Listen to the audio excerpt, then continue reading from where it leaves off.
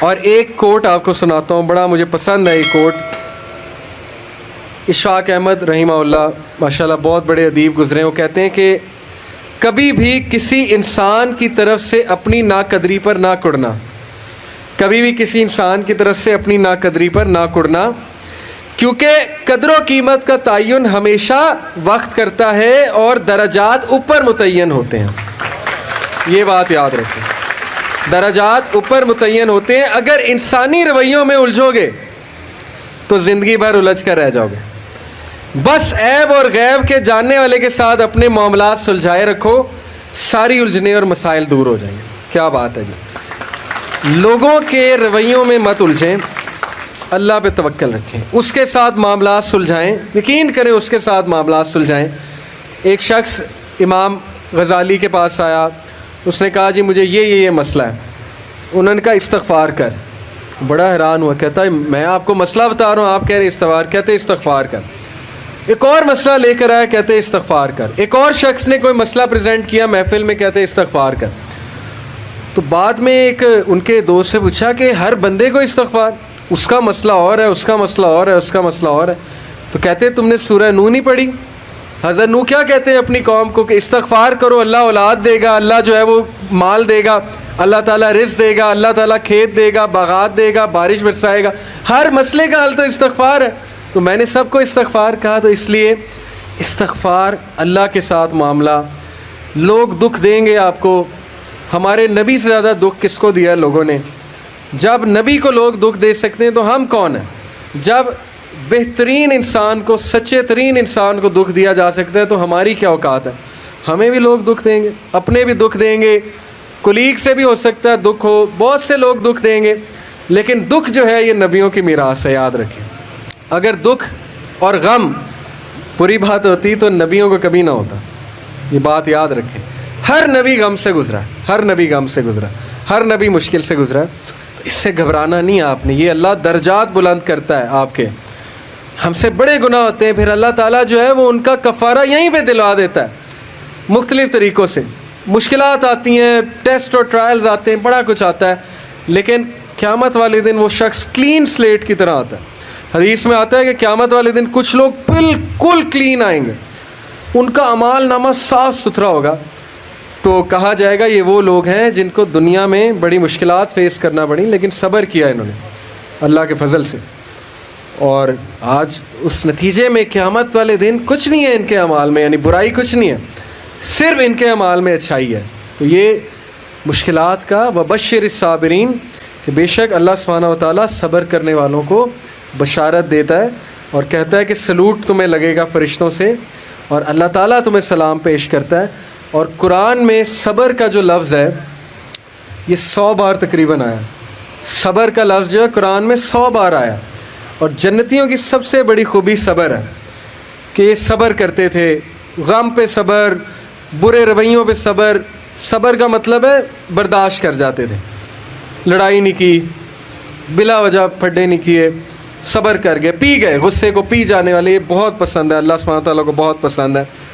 اور آخری جو چیز میں آپ کو دینا چاہتا ہوں، یہ حدیث جب آپ کو کوئی مسئلہ ہے نا، اس کو انشاءاللہ اپنے سامنے رکھنا ہے. بائی دا وے یہ ریکارڈ بھی ہو رہی ہے اور یہ ریکارڈنگ آپ کو دی جائے گی تاکہ انشاءاللہ فیوچر میں آپ کو مدد کریں یہ باتیں. عمر بن العاص ایک بہت ہی جید صحابی گزرے ہیں، مصر کے گورنر ہیں. حضرت عمر کے دور میں مصر کے گورنر تھے. تو عمر بن العاص سے ایک صحابی کہتا ہے، جب وہ گورنر ہیں رسول اللہ صلی اللہ علیہ وسلم کی ظاہر ہے اس دنیا سے پردہ فرمانے کے بعد، عمر بن العاص جب گورنر بنے حضرت عمر کے دور میں، تو عمر بن العاص سے ایک صحابی نے کہا کہ میں نے نبی صلی اللہ علیہ وسلم سے سنا ہے کہ رومی قیامت کے نزدیک غلبہ پا جائیں گے. اور آج ایسے ہی ہے. رومی سے مراد یہ کرسچن ہے. تو آج آپ دیکھیں یورپینس کافی غلبہ پا گئے. تو عمر بن العاص مسکرائے، انہوں نے کہا کہ مجھے سمجھ ہے کیوں پا جائیں گے. تو بڑا حیران ہوئے، کہتے کیوں؟ کہتے میں نے ان پہ حکومت کی ہے، میں آپ کو ان کی 5 باتیں بتاتا ہوں، میں آپ کو ان کی 5 خصوصیات بتاتا ہوں جس کی وجہ سے غلبہ پا جائیں گے. یہ ان کا ویو ہے عمر بن العاص کا کہ دیٹس وائی یہ لوگ غلبہ پا جائیں گے قیامت والے دن. انہوں نے کہا کیا ان میں 5 خصوصیات ہیں؟ آپ نے حکومت کی ہے ان پہ. پہلی خصوصیت their ability to cope well with tribulation. کیا مطلب ہے؟ صحیح مسلم کی روایت ہے. کہ جب ان پہ کوئی مشکل آتی ہے نا ایک دم گھبراتے ہیں, لیکن محاسبہ کر لیتے ہیں مشکل آئی کیوں. کوستے نہیں رہتے قسمت کو, ہائے میں مر گیا, ہائے میں لٹ گیا, میری قسمت برباد ہو گئی. نہیں, مشکل آئی, گھبرائے, اس کے بعد بیٹھے سوچا آئی کیوں تھی, ہماری وجہ سے آئی تھی, کہیں میرا رویہ تو غلط نہیں ہے, کہیں میرے سے کوئی خطا تو نہیں ہوئی, کہیں سب سے پہلے کس کے بارے میں سوچنا ہے, اپنے بارے میں, کہ یار میری کیا غلطی تھی, میری. یہ سب سے پہلے انگلی ادھر ہونی چاہیے, اس کے بعد انگلی وہاں ہونی چاہیے. اچھا حالات میں تو نہیں کوئی مسئلہ, میری اسٹریٹجی تو کوئی غلط نہیں تھی, کہیں کسی کو میں نے غلط دوست تو نہیں بنا لیا, کہیں میں نے زندگی میں کوئی غلط رازدان تو نہیں بنا لیا, وغیرہ وغیرہ. سب سے پہلے انگلی اپنی طرف, اس کے بعد سوچنا ہے باہر. تو سب سے پہلی کوالٹی کہ جب مشکل مصیبت آتی تو سوچتے ہیں کہ یار یہ آئی کیوں. Their ability to recover quickly after a disaster.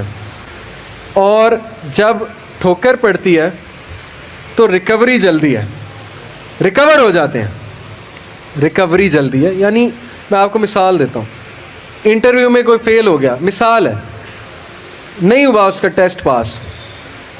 اب کیوں نہیں ہوا, اگر تو رونے لگ جائے گا تو رونے سے تو ٹیسٹ پاس نہیں ہوگا. سوچے کیوں نہیں ہوا, میرے ویٹ میں کمی تھی, کیا مسئلہ کیا تھا, یا انسٹرکٹر سے کوئی کمی کوتاہی ہوئی, کیا ہوا ہے. یہ پہلی بات. دوسری بات, ریکور کریں, پھر دیں, ریکوری مارے نا, صرف ہاتھ میں ہاتھ دھرے تو نہیں بیٹھے رہنا. تیسری بات, their ability to attack again after retreat. جب میدان جنگ سے بھاگ جاتے ہیں, کھڑے نہیں رہتے بے وقوفوں کی طرح, بھاگ جاتے ہیں. جب مارکے میں دیکھیں نقصان ہو رہا ہے, بھاگ جاتے ہیں. یہ بھی عقل مندی ہے, یقین کریں, اس میں کوئی وہ نہیں ہے کہ بندہ ڈرپوک ہو گیا. جب نظر آ رہا ہے کہ ویپنز کی زیادہ ضرورت ہے یہ وہ, تو صلاح الدین ایوبی نے بھی یہی کیا تھا, پتہ ہے آپ کو. صلاح الدین ایوبی لڑنے چلے گئے تو کرسچن کنگ آیا, اس نے کہا جی کہ ابھی پلٹ جاؤ نہیں تو سب مارے جائیں گے. تو صلاح الدین ایوبی نے سوچا, ارد گرد جائزہ لیا, کہتے ٹھیک ہے. وہ مسلمان سولجر حیران کہ ہمارا بادشاہ کیسے پلٹ گیا ہے, اتنا تقویت والا بادشاہ. تو ایک شخص لڑنے آ گیا, کہتا کہ یہ کیا آپ نے پلٹا لیا سب کو, ہم یروشلم فتح کرنے گئے تھے. تو خدا ایسے لوگوں کو جو ہے وہ وکٹری نہیں دیتا. اس نے بڑی سخت بات کر دی. صلاح الدین ایوبی نے کہا کہ نہ وہاں پانی تھا, نہ وہاں پہ کوئی سازگار میدان تھا لڑنے کے لیے, تو میں نے جائزہ لے کے میں پلٹا ہوں.